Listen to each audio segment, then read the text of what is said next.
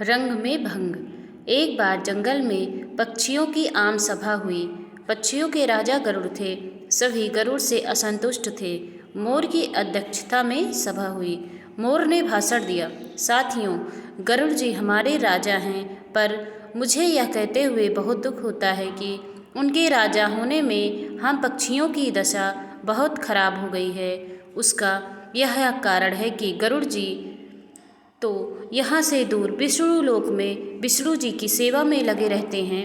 हमारी ओर ध्यान देने का उन्हें समय ही नहीं मिलता। हमें अपनी समस्याएं लेकर फरियाद करने जंगली चौपायों के राजा सिंह के पास जाना पड़ता है। हमारी गिनती ना 3 में रह गई है और ना 13 में। अब हमें क्या करना चाहिए, यही विचारने के लिए यह सभा बुलाई गई है।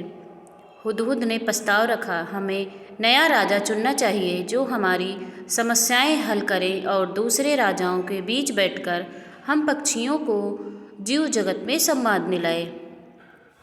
मुर्गे ने बांग दी, कुकड़ुक कूं, मैं हुदहुद की बात प्रस्ताव का समर्थन करता हूँ। चील ने जोर से सीटी मारी, मैं भी सहमत हूँ। मोर ने पंख फैलाए और घोषणा की तो सर्वसम्मत से तय हुआ कि हम नए राजा का चुनाव करें, पर किसे बनाएं हम राजा।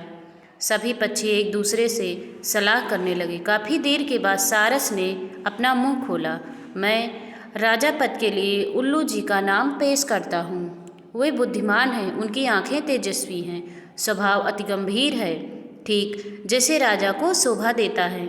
हार्नबिल ने सहमत में सिर हिलाते हुए कहा, सारस जी का सुझाव बहुत दूरदर्शितापूर्ण है। यह तो सब जानते हैं कि उल्लू जी लक्ष्मी देवी की सवारी हैं। उल्लू हमारे राजा बन गए तो हमारा दारिद्र्य दूर हो जाएगा। लक्ष्मी जी का नाम सुनते ही सब पर जादू सा प्रभाव हुआ। सभी पक्षी उल्लू को राजा बनाने पर राजी हो गए। मोर बोला, ठीक है, मैं उल्लू जी से प्रार्थना करता हूँ कि वे कुछ शब्द बोलें। उल्लू घुघुआते कहा, भाइयों, आपने राजा पद पर मुझे बिठाने का निर्णय जो किया है उससे मैं गदगद हो गया हूँ। आपको विश्वास दिलाता हूँ कि मुझे आपकी सेवा करने का जो मौका मिला है, मैं उसका सदुपयोग करते हुए आपकी सारी समस्याएं हल करने का भरसक प्रयत्न करूँगा। धन्यवाद। पक्षीजनों ने एक स्वर में उल्लू महाराज की जय का नारा लगाया। कोयले गाने लगी। चील जाकर कहीं से मनमोहक डिजाइन वाला रेशम का शॉल उठाकर ले आई। उसे एक डाल पर लटकाया गया और उल्लू उस पर विराजमान हुए।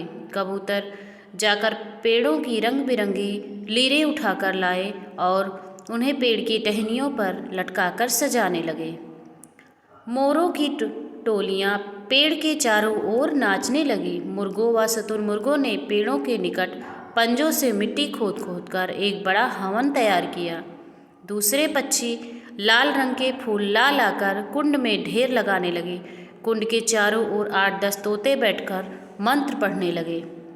बयक चिड़िया ने सोने व चांदी के तारों से मुकुट बुन डाला तथा हंस मोती लाकर मुकुट में फिट करने लगे। 2 मुख्य तोते पुजारियों ने उल्लू से प्रार्थना की, हे पक्षी श्रेष्ठ, चलिए लक्ष्मी मंदिर चलकर लक्ष्मी जी का पूजन करें। निर्वाचित राजा उल्लू तोते पंडितों के साथ लक्ष्मी मंदिर की ओर उड़ चले। उनके जाने के कुछ पश्चात ही वहाँ कौवा आया। चारों ओर जश्न सा माहौल देखकर वह चौंक गया। उसने पूछा, भाई, यहाँ किस उत्सव की तैयारी हो रही है? पक्षियों ने उल्लू के राजा बनने की बात बताई। कौवा चीखा, मुझे सभा में क्यों नहीं बुलाया गया? क्या मैं पक्षी नहीं हूँ? मोर ने उत्तर दिया, यह जंगली पक्षियों की सभा है। तुम तो अब जाकर अधिकतर कस्बों व शहरों में रहने लगे हो, तुम्हारा हमसे क्या वास्ता? कौवा, उल्लू के राजा बनने की बात सुनकर जल भुन गया था। वह सिर पटकने लगा और काँ काँ करने लगा। अरे, तुम्हारा दिमाग खराब हो गया है? जो उल्लू को राजा बनाने लगे वह चूहे खाकर जीता है, और यह मत भूलो कि उल्लू केवल रात को बाहर निकलता है। अपनी समस्याएं और फरियाद लेकर उसके किसके पास जाओगे? दिन को तो वह मिलेगा भी नहीं। कौवे की बातों का पक्षियों पर असर होने लगा। वे आपस में कानाफूसी करने लगे कि शायद उल्लू को राजा बनाने का निर्णय कर उन्होंने गलती की है। धीरे धीरे सारे पक्षी वहाँ से खिसकने लगे। जब उल्लू लक्ष्मी पूजन कर तोतों के साथ लौटा तो सारा राज्याभिषेक स्थान सूना पड़ा था। उल्लू घुघुआया, सब कहाँ गए? उल्लू की सेविका खंडरिच पेड़ पर से बोली, कौवा आकर सबको उल्टी पट्टी पढ़ा गया, सब चले गए, अब कोई राज्याभिषेक नहीं होगा। उल्लू चोंच पीस कर रह गया। राजा बनने का सपना चूर चूर हो गया। तब से उल्लू कौवा का बैरी बन गया और देखते ही उस पर झपटता है। बच्चों, इस कहानी से हमें सीख मिलती है, कई में दूसरों के रंग में भंग डालने की आदत होती है और वे उम्र भर की दुश्मनी मोल ले लेकर बैठ जाते हैं।